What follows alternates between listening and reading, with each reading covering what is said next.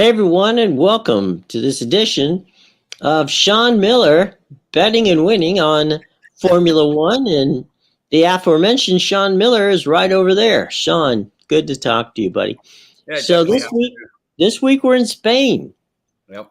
It's an interesting course. It's one that I think, again, it's funny. We talked about the Miami Grand Prix 2 weeks ago, and we said that the course might favor Red Bull because of the track being kind of a mix mash of a real surface, and then of course there was the surface having to do with the parking lot. So you had two different surfaces in the same track. This, however, is a traditional F1 track. Yep. Yeah, and it's interesting when you see, obviously last week or 2 weeks ago we talked about the two drivers at the top.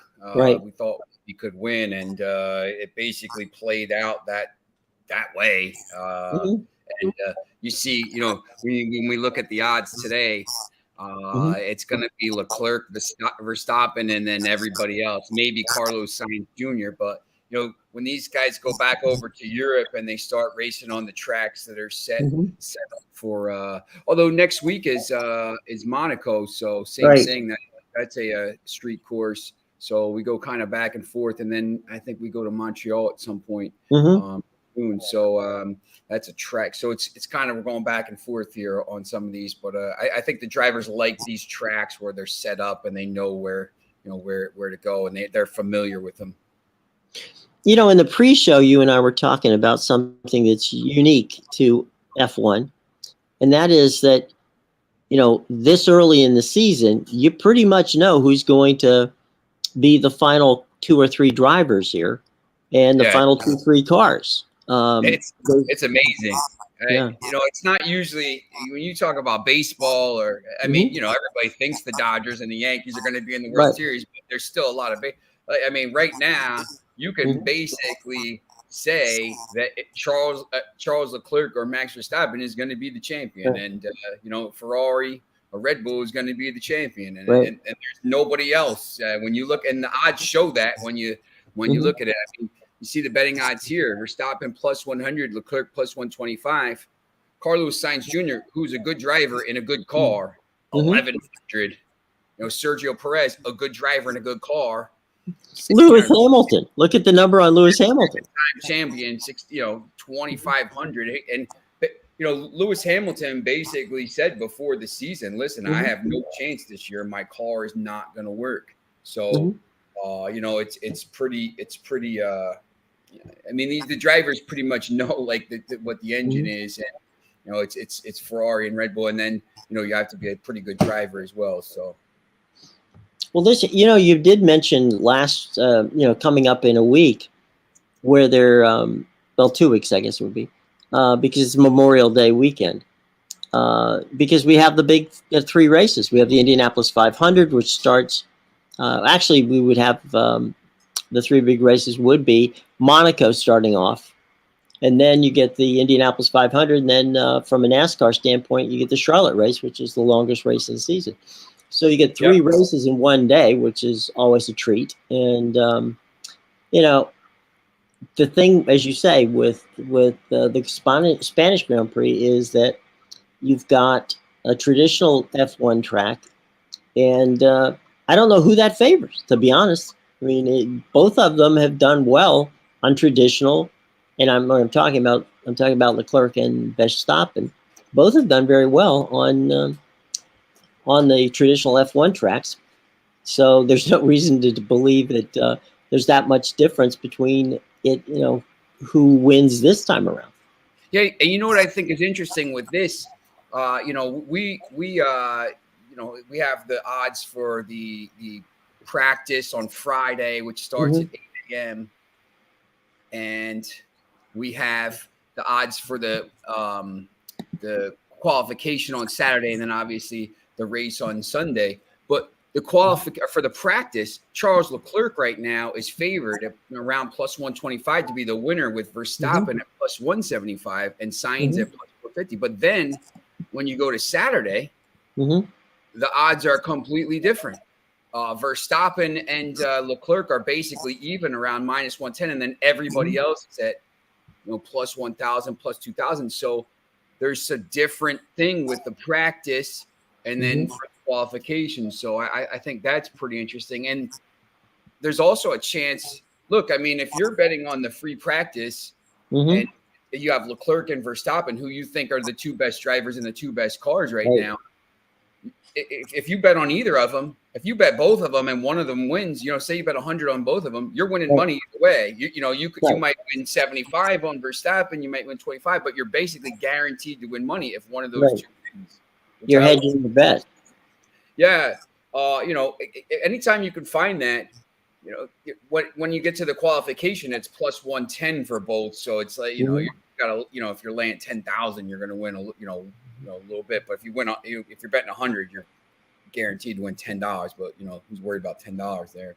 So, but I think for the practice, it's interesting. You might be able to bet both and hope if Verstappen wins, you win a little bit more. Or maybe you say, I do this sometimes with soccer. Maybe you say, I'm going to take a chance on Verstappen, put 100 on Verstappen, and then maybe bet 50 on Leclerc. Maybe you think, well, Verstappen has a better car, and if Verstappen wins, you win, a lot. If Leclerc wins, you just about win a little bit, but you don't lose any money.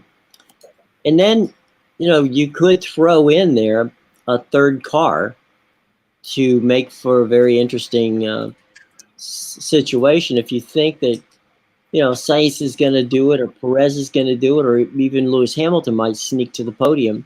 You've got that, which kind of adds a little more intrigue to it.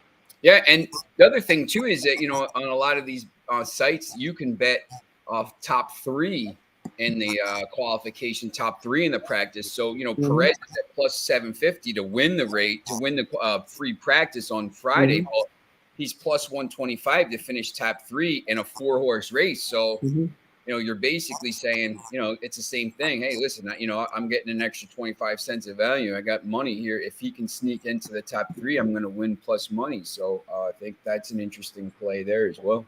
So who do you like in the practice and who do you like at the pole? I think for the pole, I'm going to go with Verstappen. He's at plus 110 there. For the practice, I think I think I'll take a chance on Verstappen at plus 175. I know Leclerc we're talking about a little bit lower odds, but they're even and the cars are even. And Verstappen, it's pretty close. So if you're going to give me a little bit more value on that, I think I'll take it. But I obviously either one it's going to be really close. So hundreds of a second maybe. So I take maybe the better value there. I'm trying to find a little bit of value. So I will go with Verstappen. The thing is, in Miami, right? Yeah. We had a situation where Ferrari with Leclerc and Sainz ended up 1-2 qualifying, but that was really because Verstappen made a mistake. Yeah. And that mistake potentially cost him, if not the pole, certainly. The front row. It didn't hurt him. He ended up winning the race, but at the end of the day, that was all you need is one tiny bobble, and you end up off the board when it comes to qualifying in that regard. So, yeah, I mean we called it in Miami. We said it was going to be Red Bull and 2 Ferraris on the podium, and we got it. It was Red Bull and 2 Ferraris on the podium. Yeah.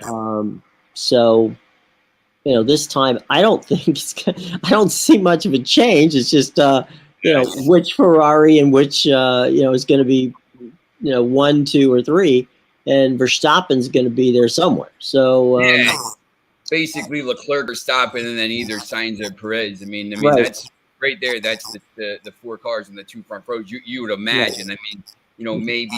You got Lewis Hamilton and George Russell there at plus 325 to sneak into that top 3. So, plus 2,000 to win the practice there. And then for the qualification, this is I put the odds up, folks. These are the odds I just put up is for the actual race, not for what we're chatting about at the moment, just to give you an idea of what the race is. And here's let me finish the field for you.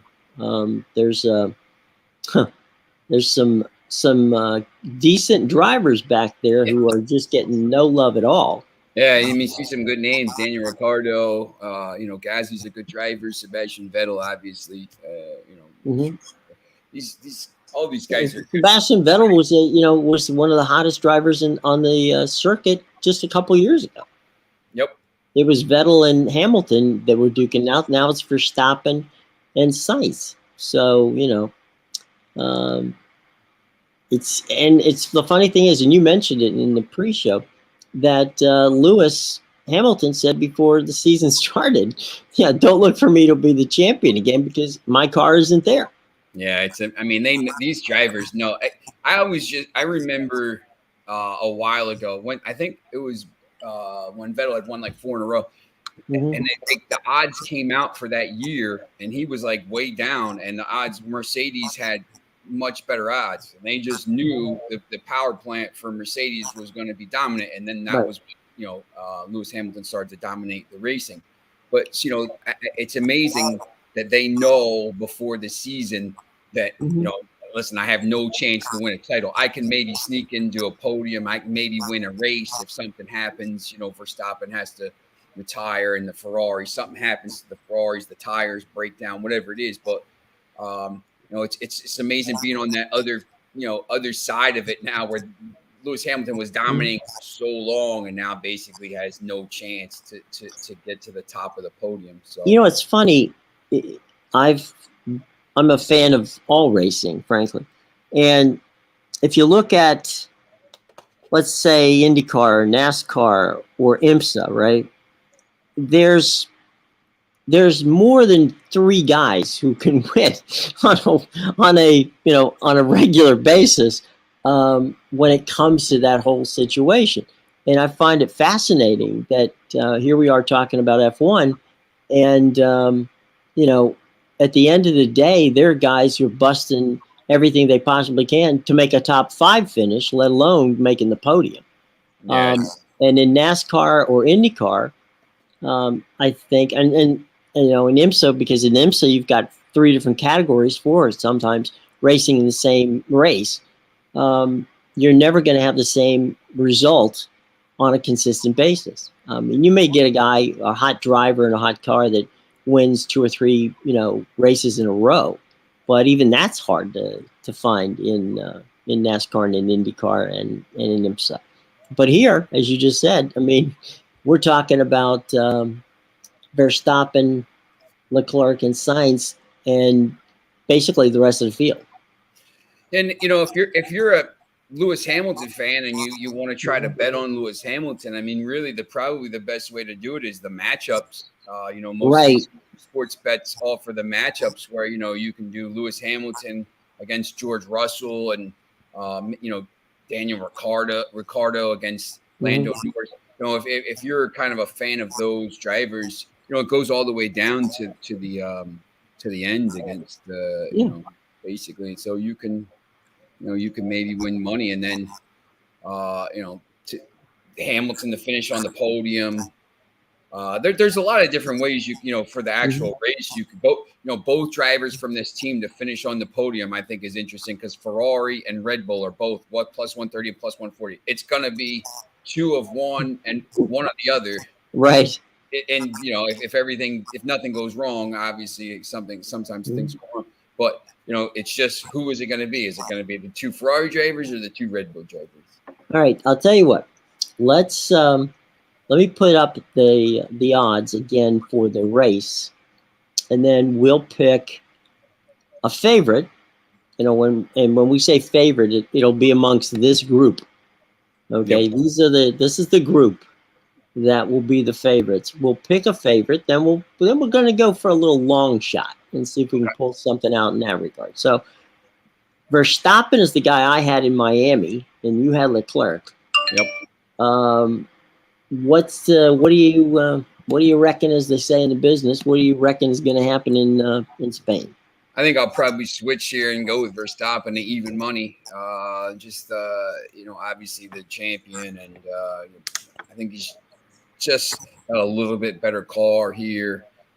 It's going to be close, obviously, again. But, just if you're going to give me even money, I'll take Verstappen, I think. Here. I'm not looking at Leclerc on this one. Verstappen was good for me last time. I'm going to ride the horse that brought me home last time. So I'm going to join you with Verstappen in this one, because I just think Red Bull, that track, it's a good matchup. Now, here we got what we call our second tier of racers. Now, this is the long shots. And this one, we're saying, is it possible to win the race? Yes, but more likely, is it more possible to make the podium? I think that might be the way to go on this one. Who do you fancy in this one? Probably Ricardo, I think. Maybe can jump up in the points, finish sixth, maybe something like that, sixth, seventh. It's tough.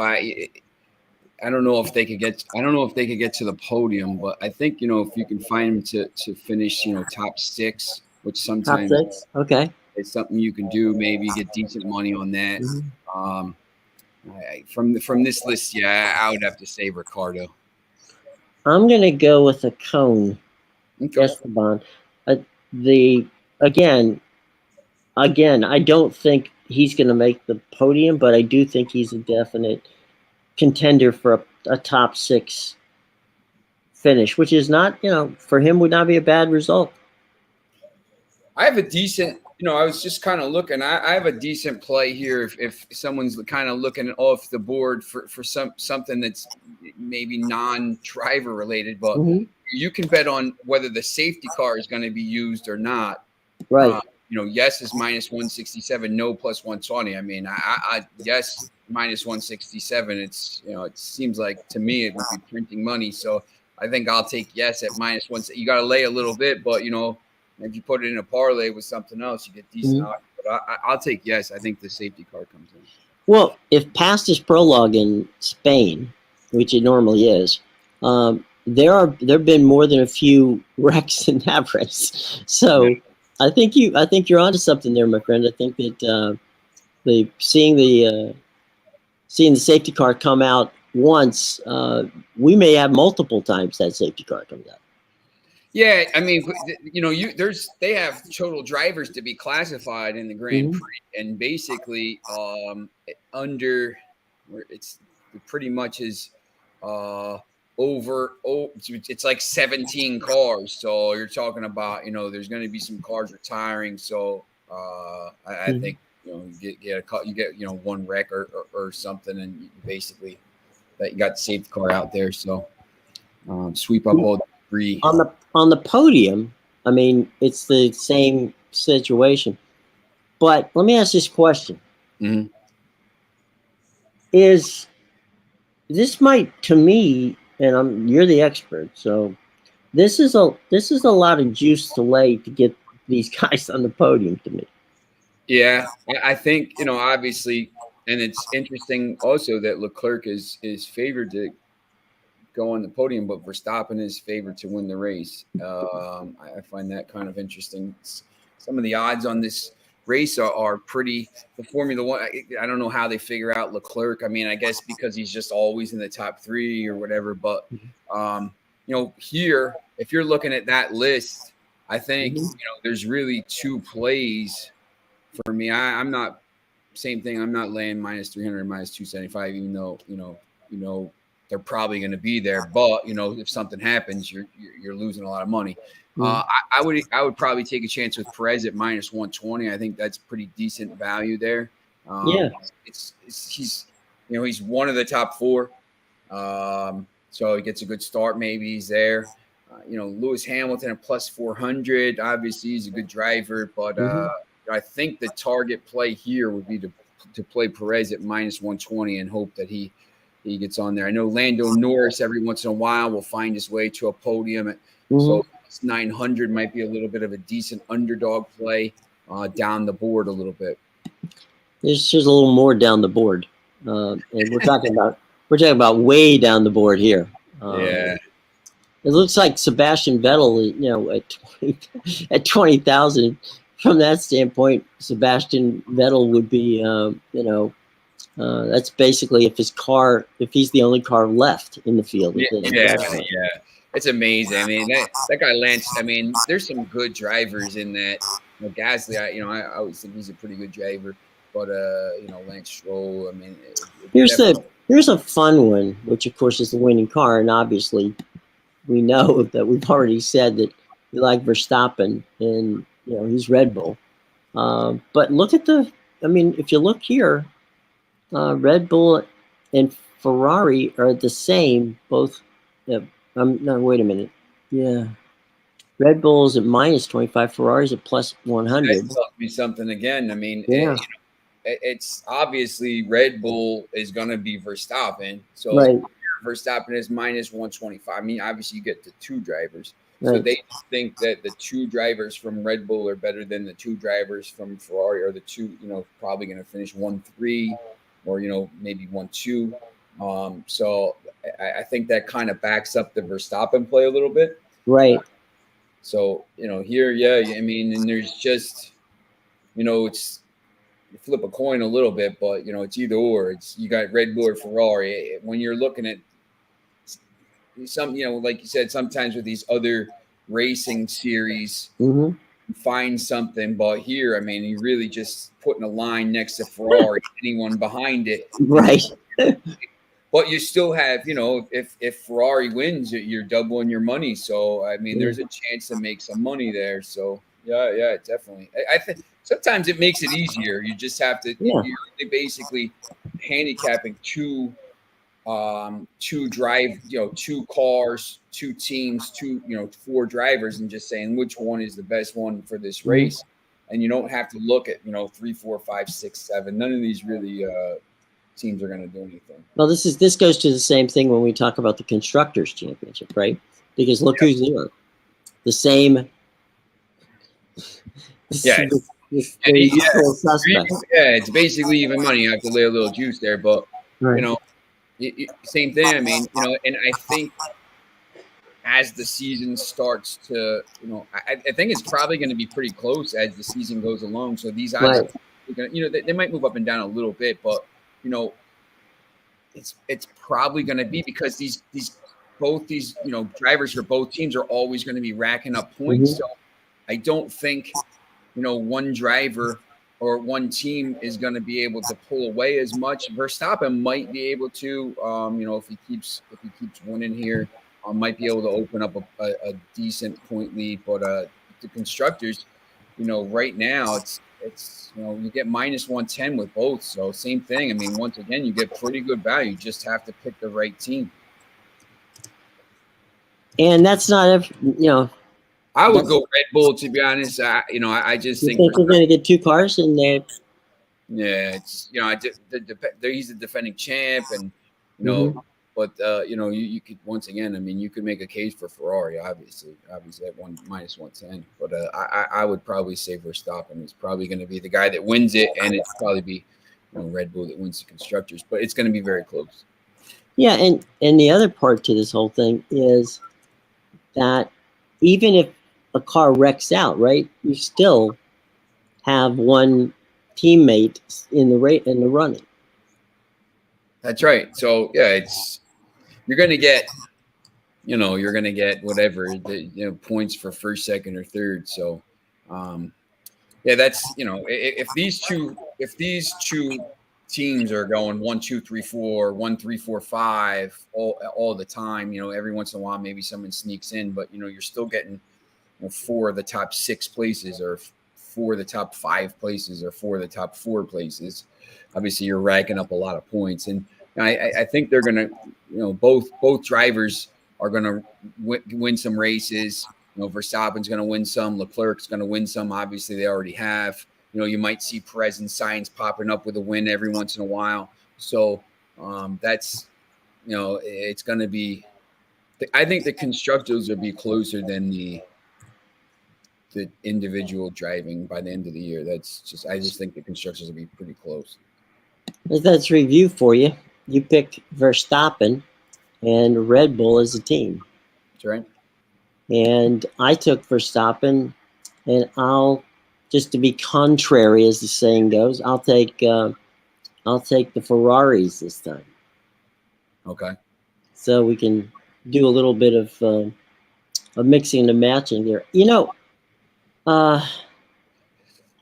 When you look down this list of, I'm looking at just at the constructors. I'll put it up for everybody to can see, share with the class. You said a couple of minutes ago that you can take and put a line after Mercedes, right? I wouldn't even put. To be honest, I wouldn't Red even. Bull, I guess. Yeah. I would put it before Red. I would put it before Mercedes. Those teams, they have no chance. Like, they just don't think they have any chance to finish first, because it has to be sustained over the course of the year. And you know, as soon as you hear Lewis Hamilton before the season saying, "Listen, we have no chance to win," like probably the best driver in the world. If he doesn't have confidence, I'm not betting him.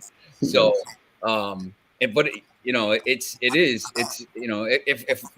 we just pick opposite every week, well, one of us will be a winner. It's right. It's never going to be like, you're not going to see like AlphaTauri coming in here, or Alpine. Right. They might sneak on a podium every once in a while. Right now for they don't even list odds for AlphaTauri to not finish on the podium. Like Alpine right now is plus 900 to finish on the podium. One of the drivers minus 3,335. After that, like, they don't even list the odds. They won't even give them to you. It's like minus 100,000. It's like, right. Good luck and Godspeed. Yes. I mean, we talked. Yeah. I was just going to say, we talked at the beginning of the show when we were on the pre-show that next year it's going to be Porsche and Audi are coming into the series. I gotta believe that Ferrari, Red Bull, that Porsche, with the engines that Porsche and Audi have in other series, that they're not coming in here to finish third and fourth. Yeah. They're not spending $100 million or however hundreds of millions of dollars over the next 5 years to finish seventh in the thing. They're coming in to compete for titles, and I'm obviously if I'm sure they've been working on the power plant for a while here, and the engines, they're working on these, obviously Ferrari and Mercedes and Red Bulls, they're working on these engines years in advance. So, they're also in conversations now at this point with Red Bull and other teams to, supply the engines. It would be interesting, very interesting, if Red Bull, who runs Honda at the moment, ends up as a Porsche car, or for that matter, an Audi, either of the two. Yeah. It really is going to be interesting if Red Bull decides, okay, we're having fantastic success, but can we do better, with a new power plant? That seems a little counterintuitive. If everything is going well, why would you screw up things? That's dodgy. I mean, sometimes you have a car and everything's going right, and then you try to make changes, and then you see what happens, in the past with Ferrari, and then this Mercedes this year that it just it doesn't work. So you have something that's working, you have to stick with it, and then if it's not working, right, in a couple of years, then you say, all right, listen, we're going to try something new. But when stuff is working and you're dominating, dominating the races right now, I just would leave it alone. But if something starts to get to the point where it's not working, then I would say, what, maybe we'll try something. Well, the other thing too that I find fascinating about it is that, when you look at a Mercedes, it's not like Mercedes got bad in a year. It's just that the other two teams got better. Yep. And it's not like Mercedes is spending any less money on it or less, involvement in it. It's just a matter of one, these it's hard to explain to NASCAR fans and IndyCar fans, and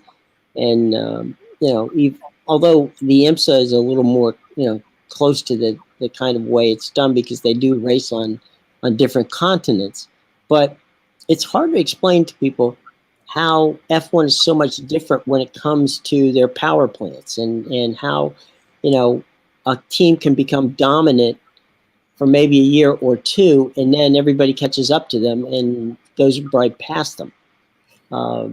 And it just, or that, for instance, an Alpine might have a totally different engine, and Red Bull, being a team, decides any number of engines. So you may see Alfa Romeo here with a different engine that isn't even an Alfa Romeo engine. Yeah, usually they have the engines from the years before from the other teams, and it allows them to save some money and in their own development. But yeah, these teams. I mean, when you see Mercedes dominating the sport for so long, Ferrari is not going to sit there. Ferrari's Michael Schumacher, and it's Ferrari. They're not going to sit there and take this for very long. I mean, you knew they were going to come back at some point, raring to go with a brand new engine, and it's here. So obviously in the cars, and obviously Red Bull has been good for years. But yeah, it's the teams that at the top. I mean, they spend the money, and if they're getting beat constantly year after year after year, they change stuff up and they say, listen, we got to do something differently. I mean, these teams don't want to be, if you're constantly finishing 12th and 14th and 16th, that's not fun. Yeah, exactly. And the quick fun fact for those of you Ferrari fans out there, and that is that every year Ferrari makes more money from merchandise than they do from actually selling the cars. Yeah, it's so. And then of course Red Bull. Philadelphia, see people with Ferrari stuff. I mean, obviously when you go to the Formula, like when you used to go to Montreal, you go to the races. Right. Obviously, everybody's got. I was a Jacques Villeneuve fan, so like, I have that stuff. But you see the Jensen Button, and you see the Ferrari stuff. I mean, you see Ferrari everywhere you go. I mean, you walk in downtown Philly and people got Ferrari gear on, and it's from this Formula One, and right. And look at what it's done for Red Bull. I mean, Red Bull isn't even a car. I mean, it's a drink brand. So people don't have any idea what engine's in it. They know who drives it, and they know that they like it. But that's like an F1 car being Coca-Cola, right? I mean, it is what it is. But it's a fascinating marketing tool, and it's been very, very successful on a worldwide basis for Red Bull. Yeah, they have RB Leipzig and in the Bundesliga, and Salzburg, and they have a team in Brazil now who's pretty much dominating. And I mean, it's just becoming a global sports empire at this point. And it started as an energy drink. Red Bull gives you wings, and it's just become massive. Outstanding. Well, let's wrap things up here, buddy. We both have Verstappen to win. Yep.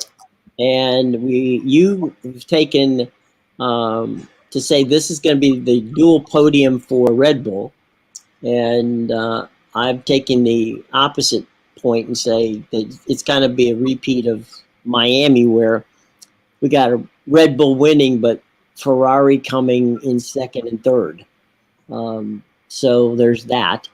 And we both said that there's a couple of interesting drivers who could crack that top six. But then repeat, if you will, because I think you really hit on a couple of very important topics. There's some fun stuff here with the safety car and some of these other things that deep dive that you put in there that I think might very well be worth the time. Yeah, definitely. The safety car to be used at minus 167. I think, yes, that's definitely going to happen.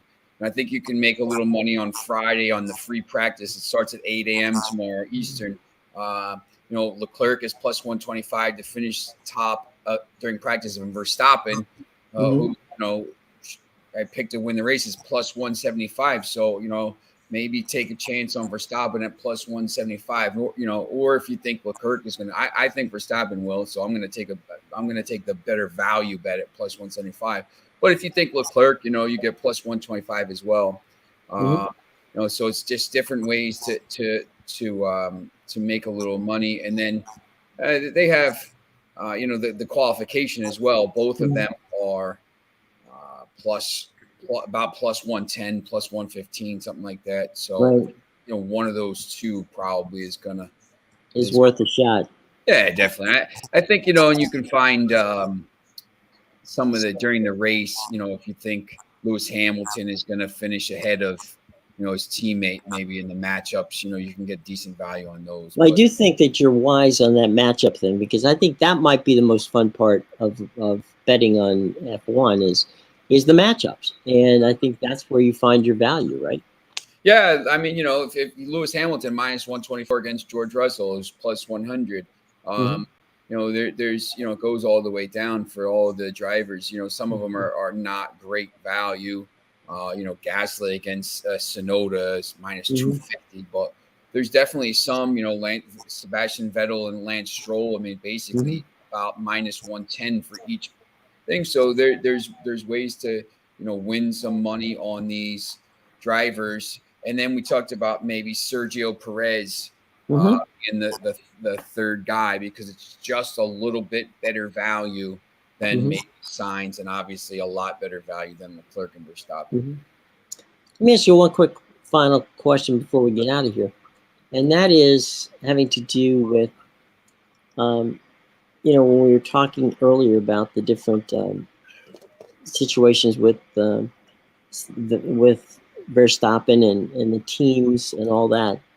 From your standpoint, does it make more sense to wait to make your wager till after qualifying? I think if you're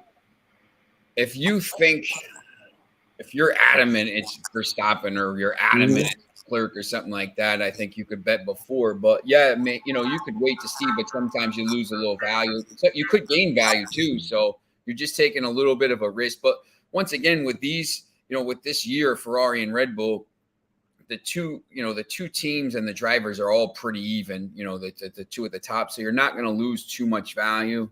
Obviously if something happens during practice or qualification and Verstappen's got to start down the thing, then yeah, that obviously is going to change the odds. But such a good driver, he's, if somehow he starts fifth, he's going to make his way through the field anyway. He might not be able to pass Leclerc at that point, so he's going to probably finish second. But so if you're really adamant about it, like for the qualification before, if you say, I want Leclerc, and then Leclerc goes out there and tears it up in the free practice on Friday, you're probably going to lose a little value. So if you're really adamant before anything starts, then yeah, I would just bet it. But you could definitely wait, because it's not going to change too much unless something drastic happens. Right. I just I was thinking of Miami, where Verstappen had a little hiccup, which cost him the potential of a pole. You end up with Ferrari 1-2 and Verstappen right behind. He ends up winning the race, as you said. He didn't have that far to go. Yeah, you got more value. You probably got more value betting Verstappen at that point, on Saturday night before the race, than you would have if you bet it, Friday morning before the practice and before the thing. So there's, if something like that happens, that's the other thing. I mean, when you see, like, if Verstappen's such a good driver, if you see maybe something like that happens, it doesn't happen all the time where he gets past those guys, but you can maybe gain some value there by waiting to see. So what about weather conditions? Does that have a factor as well? Yeah, I think weather and the tires, and see which tires they're going to be out on and which ones they start. I believe that definitely has an effect on the race. I know yesterday in Seville, Sevilla for the Europa League final. It was like 100 degrees, so it was like 35 Celsius. So it might be warm this weekend in Spain. So that obviously can wear the tires down a little bit. These most of the top drivers here haven't had too many issues with. Verstappen did, I think, the first week he had to retire, but most of these drivers haven't had too many issues with tires or any of that stuff that sometimes comes into play in the middle of a championship race and can blow the race wide open. So if it's hot, maybe the tires could be an issue. So you look for that, but it's always, I just think, if you start to kind of take, you have to take it into account, but when you don't want to take it into account too much, because then you start worrying about too many things, and then you start overthinking it instead of saying, listen, it's Verstappen and Leclerc. So, but there's definitely way, you like last weekend or 2 weeks ago in Miami, you would have probably would have got a lot more value for Verstappen to win the race on Saturday night. So it's definitely worth it. Or if you have Verstappen if you bet him on Friday and then you get more value and you really think he's going to win, then maybe you add to your bet a little bit and you can kind of win even more. So, well, you have it. Just to recap, you've got it Verstappen and the Red Bull as a team. Obviously, I join you in the Verstappen camp and flip over to the red ones, Ferrari in that. So we'll see how it works out. It should be a good race. And then, as you say, we're off to Monaco in 2 weeks' time for the classic race. And that's really probably the most unique race in the world because of the differences of the tiny, streets in some parts of it. And then, of course, you go into that famous tunnel where, you could get 4 of those cars wide in that tunnel. Yeah, Monaco is a lot about where you qualify, because it's tough to pass on some of those streets there. So that you'll see the odds are going to be a little bit different for that, because whoever qualifies here, first, second, third, it's going to be tough to pass. It's going to be tough to get rid of them. Well, my friend, it's been fun, as it always is, and we shall be back in 2 weeks' time to talk about the Grand Prix of Monaco, and maybe we'll sneak a little other, get some predictions on Indy 500, and maybe sneak a thought or two about the NASCAR race, just to mix it up a little bit. Yeah, definitely. We'll be chatting with you. Everybody have a wonderful weekend. The race is on Sunday, 9 a.m. on ESPN The Deuce. So by all means, check it out. And if you have the time, I highly recommend, if you're a streamer, there's the F1 channel, and there's all kinds of fantastic content on the F1 channel. Certainly worth taking the time to check out. All right, boys and girls, thanks for coming. We greatly appreciate it. And by all means, hit the bell, subscribe, and you want to make sure that you get this content to your notifications as soon as we're getting ready to do it, so that next time you can come by and maybe chat with us. Also, feel free to leave all kinds of comments in the comment section, because we'll address them. That'll be for sure. So if you leave us a comment, guaranteed we're going to pay attention to it. All right. So, Sean, any final words before we get out of here? Let's have a good race. Let's have a good race, and Sean will be sitting in Philly watching it, and we'll have a nice time. We'll check back with you in 2 weeks' time. All right, everybody. For Sean Miller, I'm Jim Williams saying so long. We'll see you in 2 weeks.